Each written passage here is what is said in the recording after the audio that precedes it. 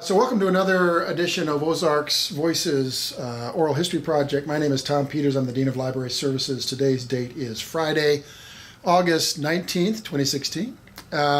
We're in my office here in Duane G. Meyer Library on the campus, Springfield campus of Missouri State University. And our special guest this afternoon is Abbey Waterworth.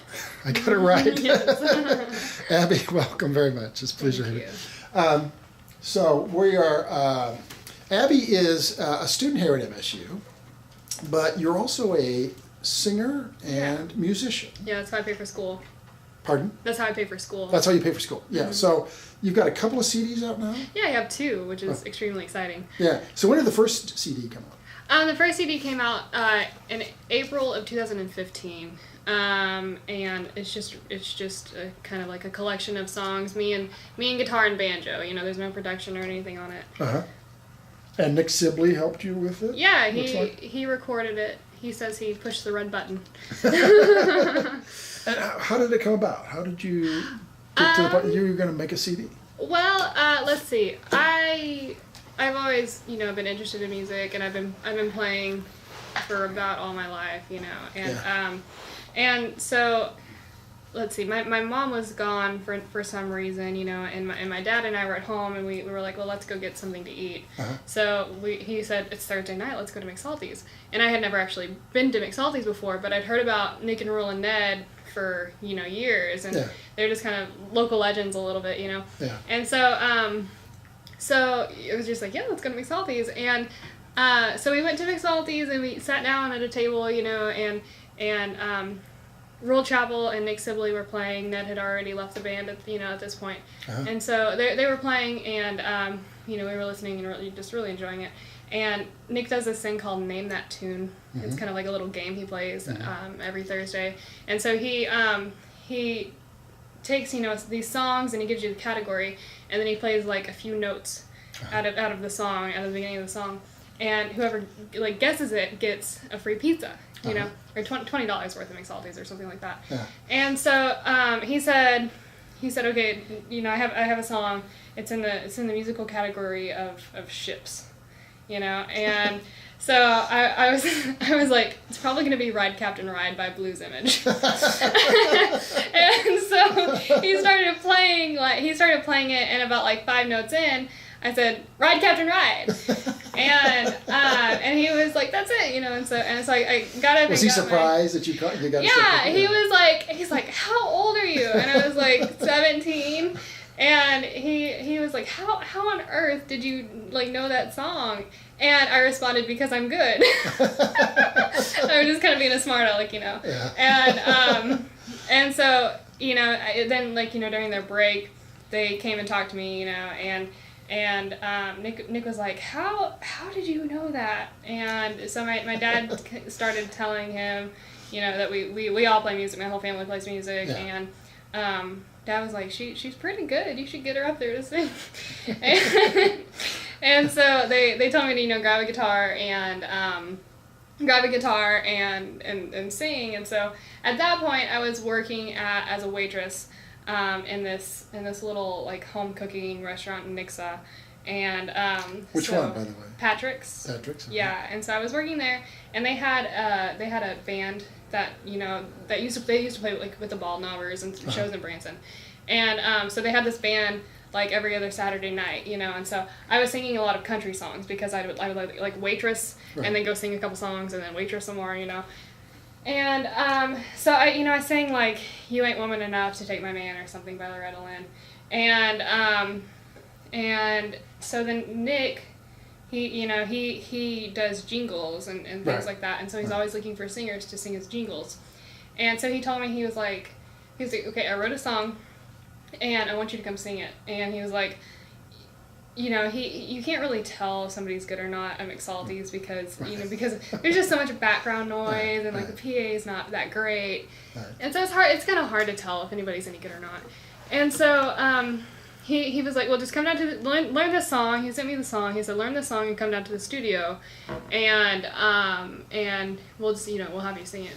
And so it was a song called "A Beautiful Morning Like This," and it was a song about not wanting to go to church, And I was a little worried because my parents are pretty pretty religious, and so I was like, this is a song about not going to church, And so I worried about it a little bit, but anyways, so I learned that song, and it was kind of in like a 1920s style, kind of just it would be a sin to go and spend,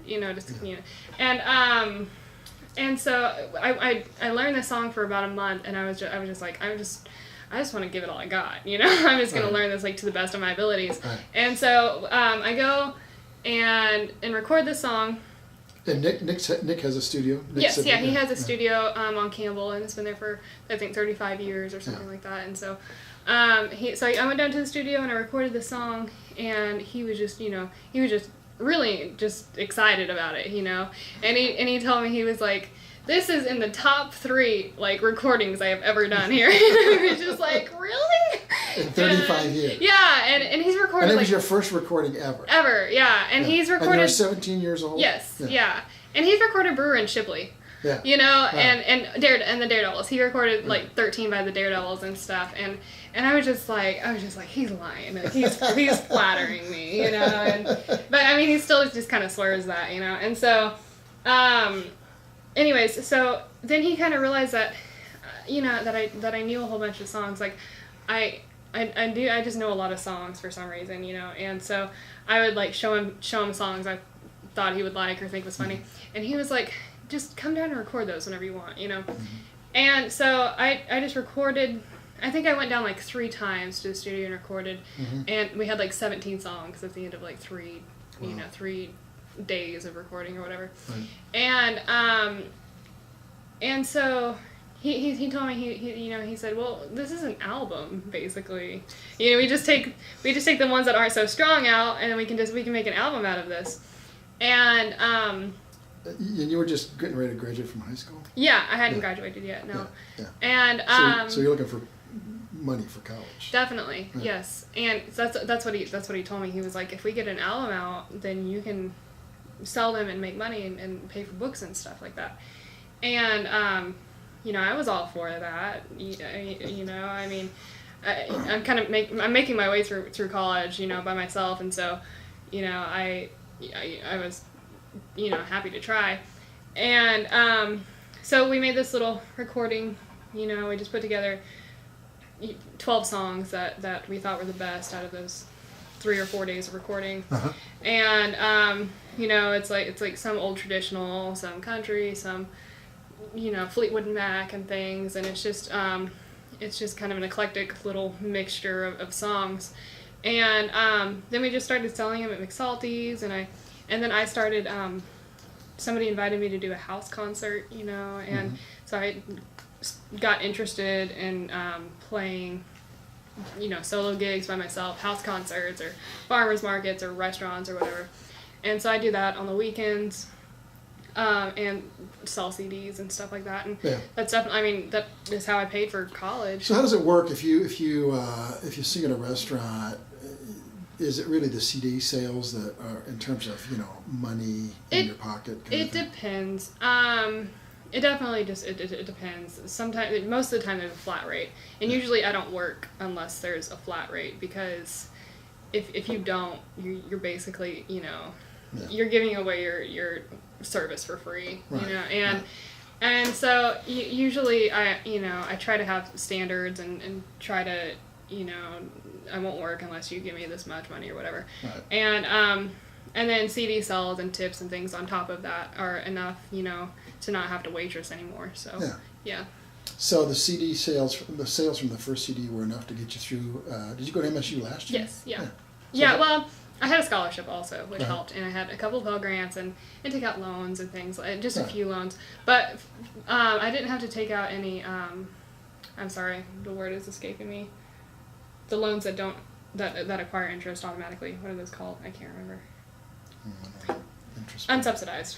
So I didn't have to take out any unsubsidized loans. I could just pay out of my pocket, so that I don't have interest. Right.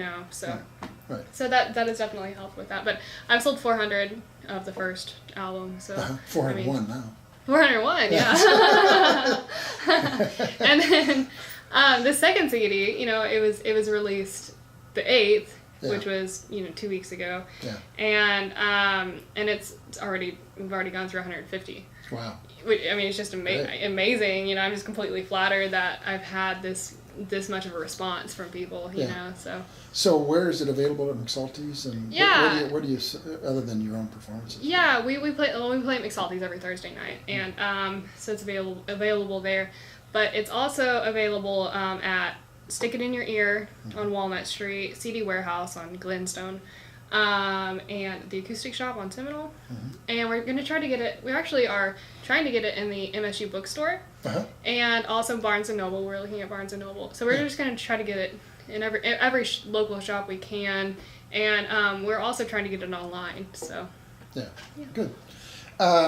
So where were you born? I was born in Springfield, but I grew up in Clever my whole life. Yeah, that's where my family is from. So, Right in Clever or outside Clever? We lived kind of in the town of Clever, if there is one. We lived kind of smack dab in the middle, and then we moved out, kind of in between Clever, kind of on the outskirts of Clever, between Clever and Billings, and so that's where I've spent most of my life. Christian County. Yes. So I don't really know that much about musics of the Ozarks, but I'm trying to get learned up on it. Yeah. And I'm researching a book about the Ozark Jubilee, which is a TV show back in the 50s, and then so I kind of to kind of give a context. I'm just starting on this, but to give a context, I went back to I got to do the start of KWTO, Ralph Foster coming down from St. Joseph, Missouri, and then the 40s. Wayne Glenn told me that in the 40s, kind of a precursor of the Ozark Jubilee was a hillbilly variety show called Corns A-Crackin'. I did not know that. With K's, Corns A-Crackin'. Well, okay, maybe I have seen something along those lines.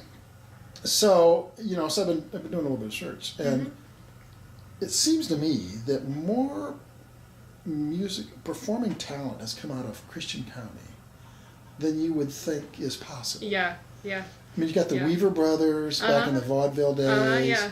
You got the Four Pitchhikers. You ever hear of them? From Nixa. Nixa, they were a male quartet.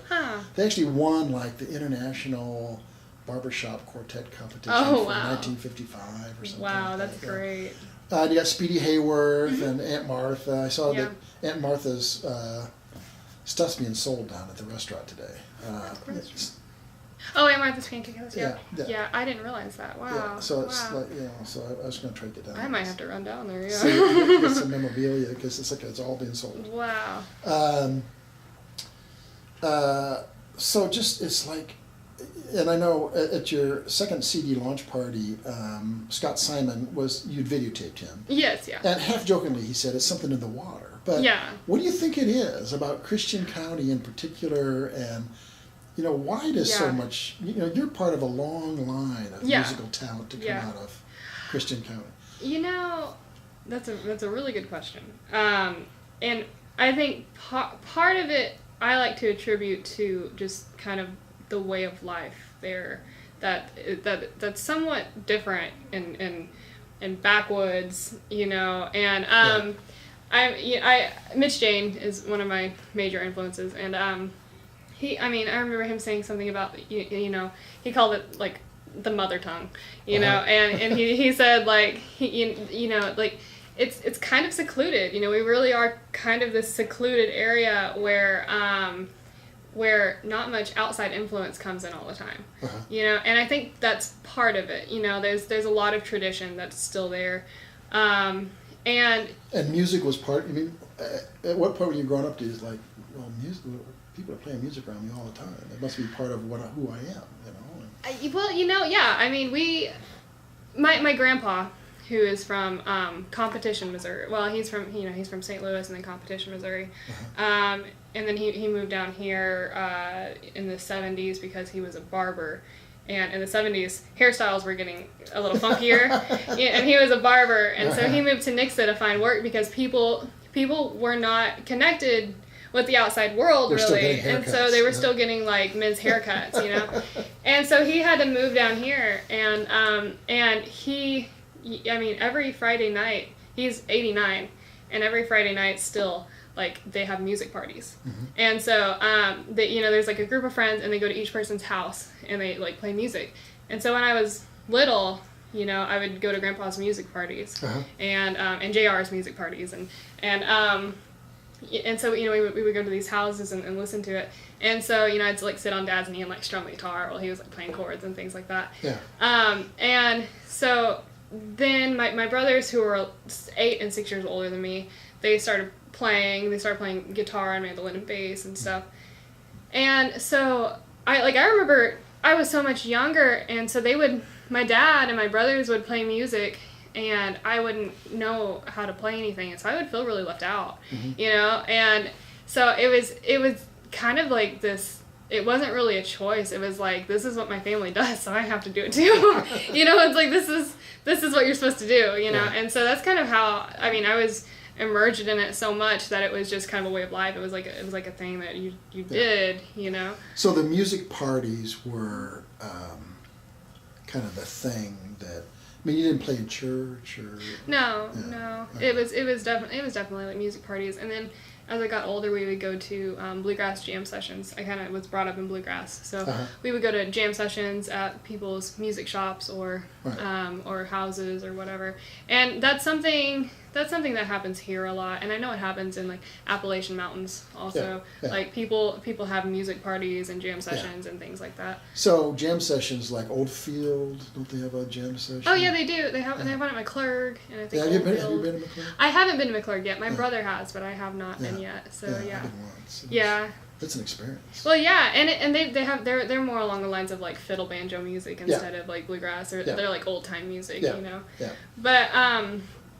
But yeah, that was just a huge influence on me. That's where I learned lots of songs. But so then, when did you find out that you really had some talent? That you know that. Was it exalted? I don't like night when you were 17? I don't know. I don't believe in talent. Oh, really? I don't think talent is a real thing. I think it's I think it's work, you know. I mean, I think it's like you know, I think people have to nurture whatever it is that they have, you know, and whatever it is that they choose to have. It's like if I didn't sing 24/7, like while I was like washing dishes and folding clothes and things like that, you know, I wouldn't be able to sing now, you know. And if I hadn't have like, you know, gotten home every single day and played guitar, then I wouldn't be able to now. Right. And so when it comes to the idea of talent, I don't really subscribe to that idea. Malcolm Gladwell has that theory that you don't become proficient in anything until you practice 10,000 hours. Yeah, I've heard that before. Yeah. So you put in your 10,000 hours, basically. I don't know how many hours I put in. I'd like to figure that out someday. Yeah. But that's how, you know, so did you ever take lessons? Or? No. Everything was basically everything I do is pretty self-taught, you know, and so, you know. Which is, I think, pretty true for what they used to call hillbilly music. Yes, yeah, it's art for the people by the people, you know. It's not there's no commercialism involved. There's no hierarchy of like these people are good and these people are no good, you know. It's all just like making for the sake of making, which I think is what makes it so unique, you know. So, yeah. So do they still have house parties in Christian County? Oh yeah, I'm sure like they let's see, there's the Oldfield Opry, and then, you know, my like I said, my grandpa has them every Friday night. There's a really good jam session we like to go to, that's put together by the Greater Ozarks Bluegrass Society at a church actually, and I mean, you kind of have to, you have to know the right people, you know, you have to know who's putting jam sessions on and having house parties and things like that.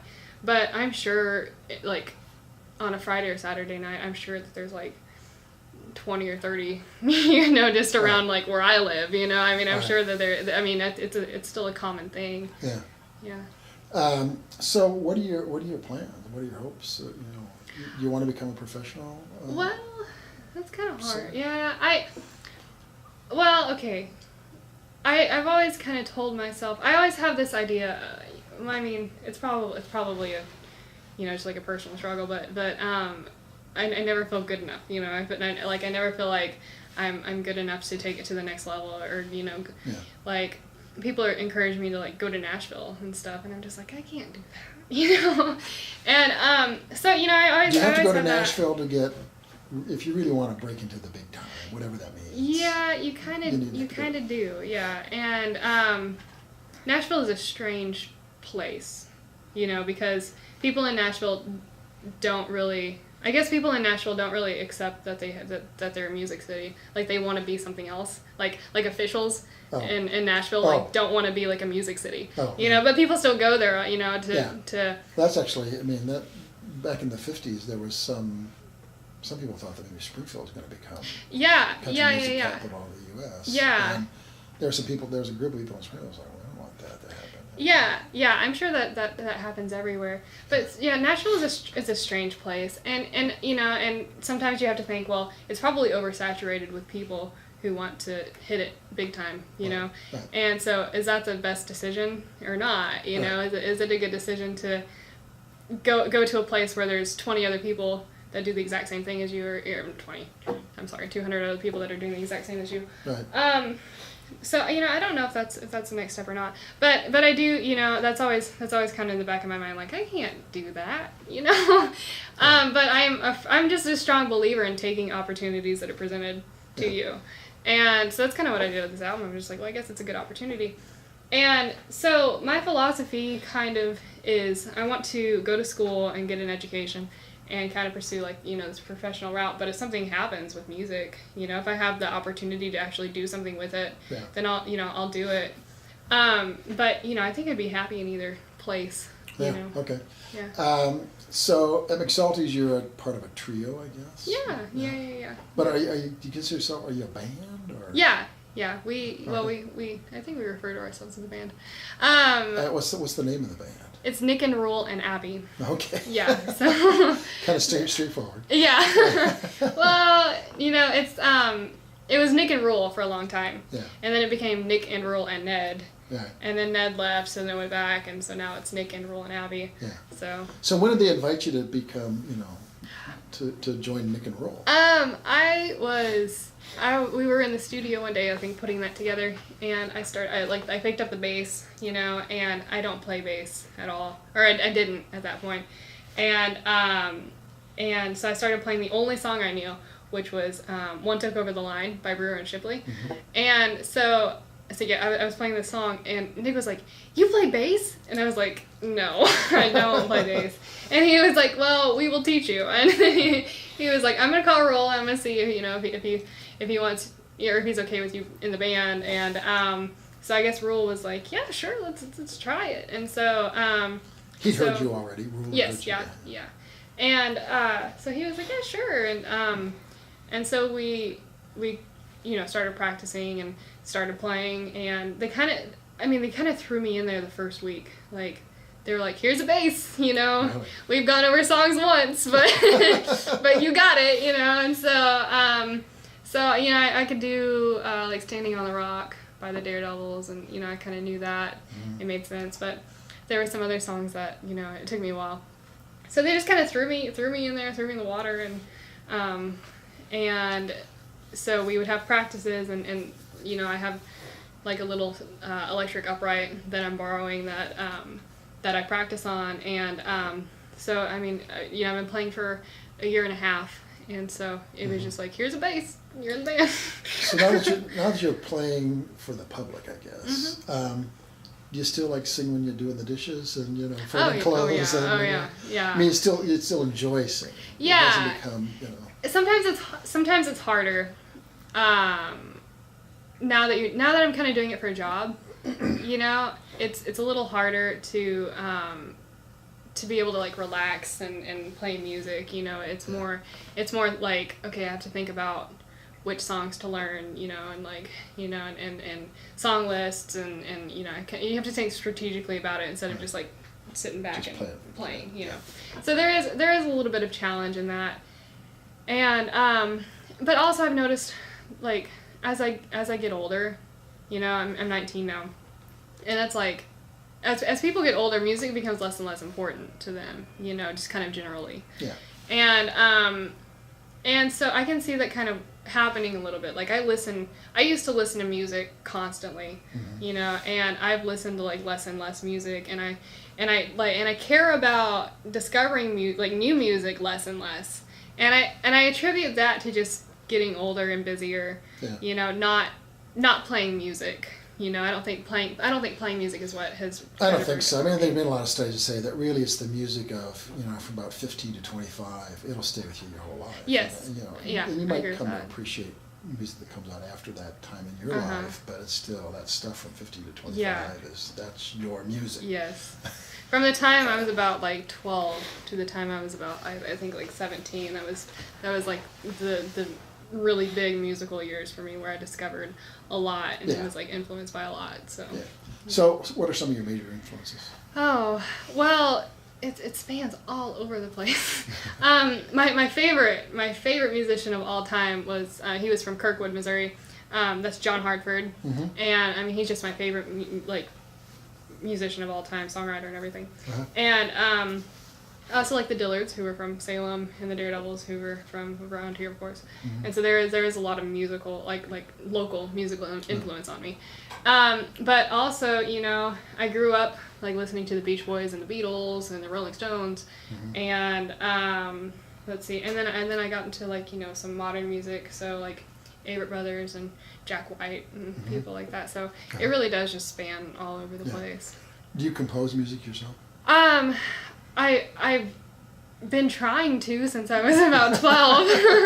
You Still know, working on that first yeah, song. I that has always been my real dream, is to like be like a singer-songwriter, you know. Yeah. And so from the time I was about 11 or 12, I was like, you know, I'd like write in my notebooks and like, you know, and try to come up with like rhymes and ideas and stuff. Wow.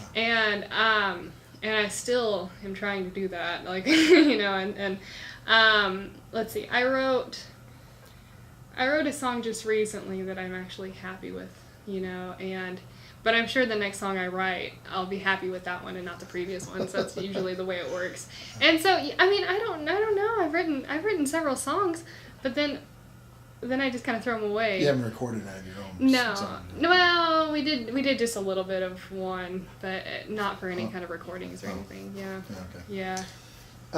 Is Nick encouraging, or what's Nick think you ought to do? Yeah, he's extremely encouraging. He, I don't know if he thinks I should do anything. I mean, I don't know if he wants to influence me in any way. Yeah. Like he thinks I'm good enough to go on to something bigger, you know, and and he's trying to help me in every way he can, but he's not trying to like influence me into one direction or anything. So yeah.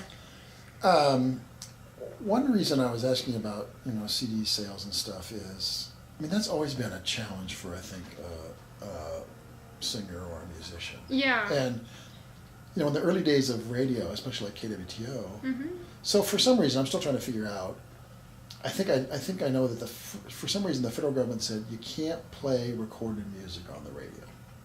You can't play recorded music? Yeah. So actually they would have... it has to be live. Okay. It had to be live music. And so at 6:45, somebody would come in and play for 15 minutes. And then at 7 o'clock, somebody would come in and play. Yeah. Then they go to the news. Yeah. So throughout the day, they would have, I think it was usually about 15-minute segments of live music. Yeah. So a lot of them, and a lot of it was family-based too. So I think, you know, family has a real importance in the development of, you know, why Christian County developed all these. It's family. Oh, yeah. It's family. Yeah, that Either makes sense. you came from a musical family or you didn't. You know, Yeah, that makes sense. Yeah. But a lot of them did it for free. Yeah. Either because they just thought, well, we're on the radio, you know, we ought to be paying to be on the radio. Yeah. Or they were far enough along in sort of developing their careers that they knew that it's good exposure. Yeah, And then we'll go out, you know, and then we'll do, you know, the restaurants and the bars and the fairs and, you know, gatherings. And that's where they made their money during the week. Yes, yeah. And even like during the Ozark Jubilee time, you didn't get paid a lot for appearing on the Jubilee. Yeah. But you were reaching 9 million people. Yeah. So it was almost like getting your song out there. It's like, you know, That's the Beatles playing on Ed Sullivan. Yeah. You know, it's like all of a sudden they were an overnight sensation in the U.S., even though they've been playing in Hamburg. They'd put their 10,000 hours in playing in dive bars in Hamburg, Germany. Yeah. So it's it's not like a new thing. Like, well, I'm trying to educate myself, and CD sales are the way to do it. And Yeah. I perform, and I sell my CDs, and Yeah. Yeah. you don't want to perform for free, but Yeah. No. but it's not going to get you there. Yeah, there are. I mean, like we did Ozarks live kind of to promote Rosebridge a little bit, Yeah. And yeah, I mean, we did that for free because it's like, well, this is good publicity. So I understand that Right. that thinking, and but okay, part of what doesn't make much sense to me is that in the 50s, Cy Simon was a leading like record producer. Right. Out of Springfield, Missouri. Right. And I've heard like him, or I've heard somebody say that he said, like, well, we did it in Springfield because we didn't know you couldn't do it in Springfield, Yeah. and so I mean it doesn't make much sense to me why you would have to go to Nashville in order to do something like that, and especially in this day and age, Yeah. It's like. To me, it's like, how come we can't have that in Springfield again? How come we can't have that flourishing Yeah, maybe not. community? The fact that we're all so connected now that it doesn't really matter. In some ways, it doesn't matter where you are physically. You could be. But, and again, I'm just learning about this. But the thing that really, to become the country music capital of the world, Yeah.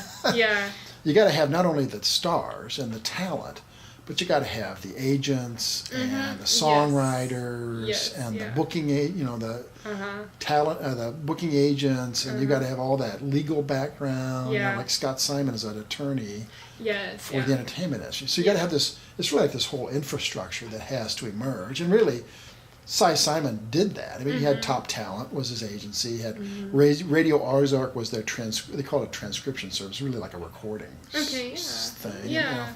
And so they did it, but they didn't, I guess, they just didn't have sort of the critical mass, what they call, where they didn't have, Nashville got to the critical mass before Springfield did. Yeah. They were both trying to do it. And Shreveport, Louisiana was trying to do it, and, there was a lot of places trying to do it. Yeah. I'm not sure whether they were trying to, this was the pattern and we need to do this, but they were. Yeah. And somehow Nashville emerged. Yeah. Huh. I always thought that was interesting. It was like, because we didn't know we couldn't, I thought that was like, that's a funny. But he was very astute. I mean, he knew what needed to be done. Oh, yeah. And he knew that there was a lot of talent in the Ozarks. Yeah. And, and I think the great thing was that the Jubilee always had local talent on it. It wasn't just a star vehicle. Yeah. And like Porter Wagner, from West Plains, and they brought him. Right. Yeah. I think that is part of it. Why? Yeah. Yeah. So there's in literature there's this notion of what they call the anxiety of influence. So you read a lot. If you're an aspiring writer, you read a lot. And you have your favorite authors and stuff. Yeah. And then how do you become your own author? Yeah. Because of all that influence. Yeah. And a lot of early authors write like, Hemingway or whoever. Yeah. Because they're so influenced by it. Yes. So you have to sort of, in some ways, find your own voice, both as a writer and as a singer. So you seem to be aware of, you're not just, a 19-year-old that can sing. Yeah. That it's part of a long tradition and it's rooted in Christian County and, Yeah. But then do you ever experience like, oh my gosh, my grandfather has been playing, how many decades more than I've ever been, this anxiety of influence. You ever feel like I can't be myself because I feel all this influence and I'm torn between various, styles. Yeah. And maybe when I am trying to write, if I'm trying to write, I do get that a lot, especially because there's a lot of tunes and words and things like that are going on in my head. Sometimes I'll pull something or come up with something and then realize, wait, I accidentally stole that from this song, and I'm just like, come on. You have to Google the phrase and make sure that. And so it's like, well, darn, I need to start over. And so, I mean, sometimes I experience that, like when it comes to my vocals themselves, I can't find anybody to compare them to, like I can't find another artist where I feel like, you know, if somebody asks me, like, well, who do you sound like? And I'm like, I don't know if I really sound like anybody, you know? I mean, and I think part of that is being self-taught. I think part of that is, like, you don't have anybody to tell you this is the right and wrong way, so you have to, like, figure it out yourself. And then I think that's kind of how it becomes artistic, I think, is, like, you know, it's, you know, little imperfections and things that come along, that go a long way. It makes it unique, you know? Right. And so I think in my vocals, I think my vocals are pretty unique. It's really difficult for me to step back from that and say, you know, like, and to get a clear image, you know, of, like, what I am or what I do. But yeah, I think my vocals are pretty unique. And when it comes to, like, my style, I do get a little confused in that area, because I like drawing from so many different areas, you know, and so I don't know if I can pigeonhole myself and say, like, I want to be this subgenre of music. Well, you know, you sit down and say, I'm going to be, you know, rockabilly. Yeah. It would be really difficult for me to decide to do that, and like Rosebridge, you know. Right. I mean, it covers everything from, like, folk music to country music to, like indie pop to, you know, like 80s music. And so, I mean, it jumps around, you know, and part of how we rooted that, I mean, that was kind of a problem. That was kind of this thing we had to figure out a way to get around, you know. And it was like, how do we make all of these songs from different genres and decades and writers, and how do we make them all sound homogenous and it make it sound continuous? And so that's kind of how we decided, okay, we'll use string bass, steel guitar, or still string guitar, nylon string guitar, and drums, and that'll be our basis. Mm-hmm. And so that way, no matter, like, what style it is, it all sounds, like, continuous, you know? And so, I mean, if I were to try to pick a genre for that album, I don't know if I could, you know? You know? Well, okay, so here's the story of, you know, why I'm interviewing you, is, so I'm working on this book, and somebody suggested I should talk to Nick Sibley. So I contacted him. He said, well, you know, he likes to eat breakfast at that place downtown. Gailey's, yeah. So I'd never eaten there, and I'd heard that their sweet potato hash browns are pretty good. So yeah. So I said, okay. So this is probably, I don't know, 3 weeks ago. And then, so we met, and when he walked in, he had a T-shirt on and shorts, I think. It was warm, you know. So we just got over the hot spell. And he had this, I could tell he had something under his T-shirt. And I thought it was like, you know, maybe some like medical apparatus or something. You know? I thought, well, I'm not going to ask him about that, but he's got something under his shirt there. You know, it's not a gun, you know. It's not a knife. Maybe he swallowed something a little strange. So we ate the whole breakfast, and then we were like, okay, you know, and then he goes, oh, I almost forgot. And he reaches under his T-shirt and he pulls out this, you know, burn CD, and it just said, like, Abbey Final Version. He said, I want you to listen to this. Yeah. And then I said, okay, you know. Yeah. Oh, I understand. I completely understand.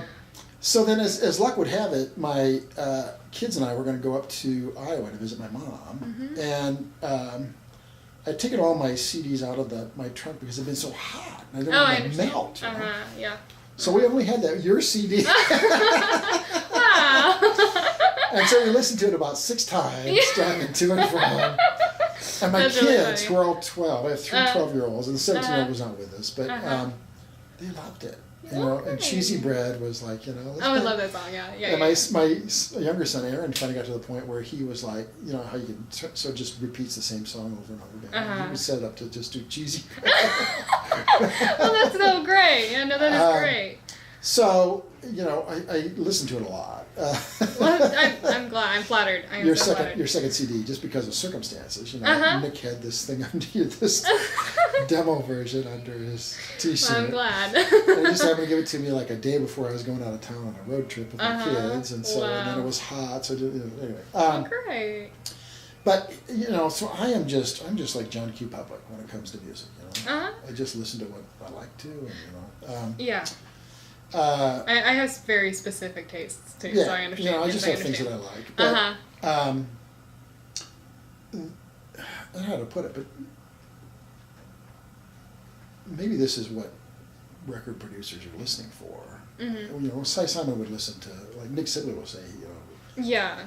Maybe that's what they're listening for, is listenability, I call Yeah. it. You know, it's like, it's easy to, this sounds bizarre, but it's easy to listen to your voice. Your voice is easy to listen to. I understand, yeah. And that's, maybe there is no such thing as talent, but I think there is listenability. Yeah, and I understand that, yeah. Something about your voice is just like, it's fun to listen to. It's more than fun, it's soothing. Well, thank you. You know, thank you, yeah. Well, that's something I worry about. I do worry about, you know, if I make this album, are people going to get sick and tired of listening to me by the last song? I still listen to it. It's like my 17-year-old goes, I don't want to listen to it. That's not my type. It's not style music. I understand that, yeah. So now say when I'm by myself, I listen to it again. You know? Yeah, no, I understand that, yeah.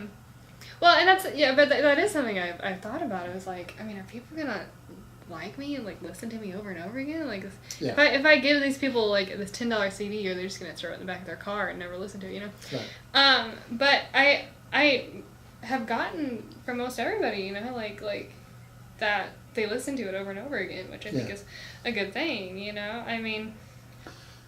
So you're 19, and who knows where you're, you know, you might, you know, have you declared a major yet?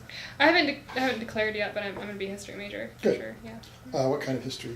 Ozark studies? Or? Well, I was just going to do just history with a minor in whatever I choose, whether it's library sciences or Ozarks history or whatever. I'm not sure yet, but I figured history is a humanity, and so I figured it doesn't really, I mean, no matter kind of where I go, I can use that, apply it. I'm an old humanities major, and you know, I've never regretted it for a minute. Yeah. I don't, you know, English and philosophy were my two majors. I'm not an English professor. I'm certainly not a philosophy professor. Yeah. But I've never regretted it. Well, I don't really worry. I don't worry so much about not being able to apply my major, because I can't remember the statistics, but you know, there are a large number of people who graduate and then do not get a career in their I think the major. average now is you're going to change your career like 4 or 5 times. Yeah. So I'm not in a major way. Like I'm not very worried about it. Just for those reasons, like, you know, like kind of numbers and things like that, you know, and also I feel like I have like a lot of different abilities, you know, and so I feel like I can, you know, I'll probably do well in whatever I choose, you know, just because I feel like I'm equipped with enough ability to do that, you know. But so the other thing about being an artist, a performing artist in this day and age is, even like an author, you've got to have a Facebook page. You gotta, social media is really important. Yes. And do you think about that? Do you worry about it? Do you have a strategy? Well, let's see. I have a Facebook and a YouTube and a Tumblr. You know, I've noticed that my audience is not. I mean, my audience is not my age. It's not my age group. You know. Who do you tend to? Older people? Yeah, people. Yeah, well, you know, like at the Gloys, most everybody there was 50 or 60. You know, and I think that's fine. You know, I have no problem with that. But like, those aren't really the people that buy music and listen to music. Like we talked about. You know, it's people who are 12 to, you know, like 25 or what. You know, and so I think there's some importance of getting music out to people of my own generation. You know, to kind of share it, because I'm sure a lot of people that were at the Gloys knew that most of those songs came out of Springfield. Like they were aware of what Springfield was, but people my own age don't, and that's kind of one of the reasons I wanted to make that album. Is, you know, I mean, it's because I wanted to share this music and advocate it and like teach people. You know, like look at what, you know, look at this art that came out of this area, and so. So I think social media, you know, my efforts in social media are to try to reach, you know, all kinds of people, not just, you know, people of a certain age group, and so I mean, that's kind of why I did that. But I mean, you know, I also, you know, I mean, I am 19 and I do want to share pictures on Facebook. I do have that want, and so that's one of the reasons I do that too. Yeah. So you're a second year college student. Yeah. So do you feel like you're on a treadmill now? You got to do another album to get through the next year? I don't know. I'm not sure how that will work exactly. As long as Nick is willing to work with me, I don't see any reason why we can't, just make albums all the time. I do have ideas. I do have ideas. Can you share any ideas? Yeah. I don't think it's confidential. I don't know. When it comes to making things surprises, I'm not sure what I need to keep to myself and what I need to tell anybody. But, anyways, Nick is a really great writer. I mean, I don't understand why he has not just skyrocketed as number one writer. I can't imagine. He's made a career of doing jingles. Yeah. Talk about anxiety.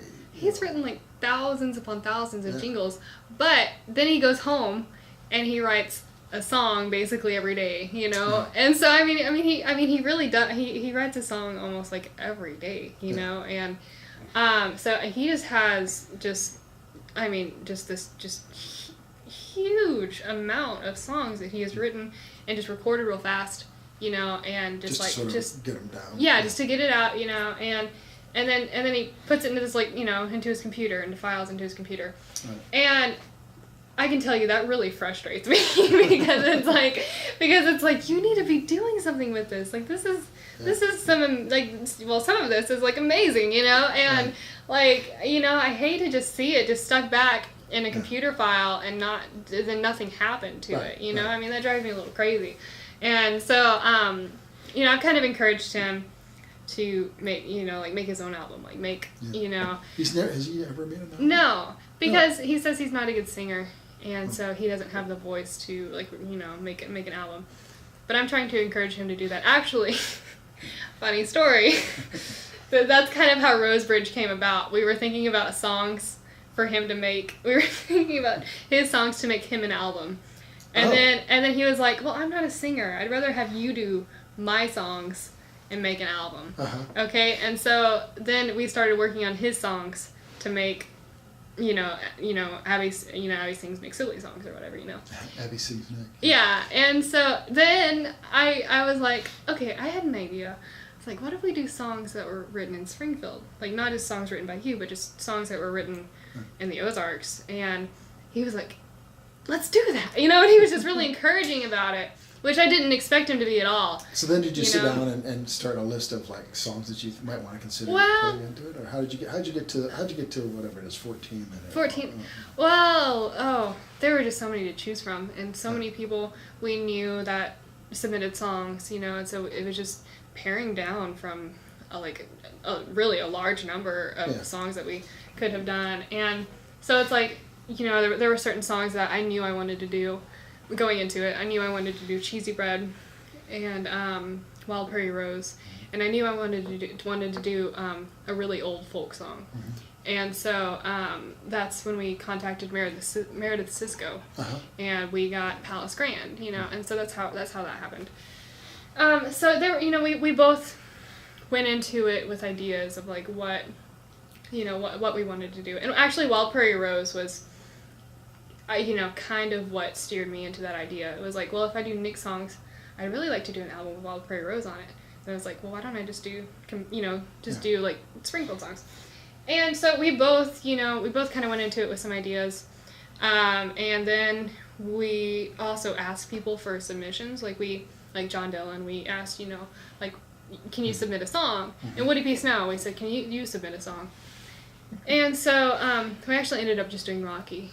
Because it made sense. It was just, it's the biggest one that he's ever written, so we went ahead and did Rocky. And I interviewed Woody once about Yoakum Dollars. He wrote a novel about. Do you know what a Yoakum Dollar is? No, I don't. But I knew he had written a book.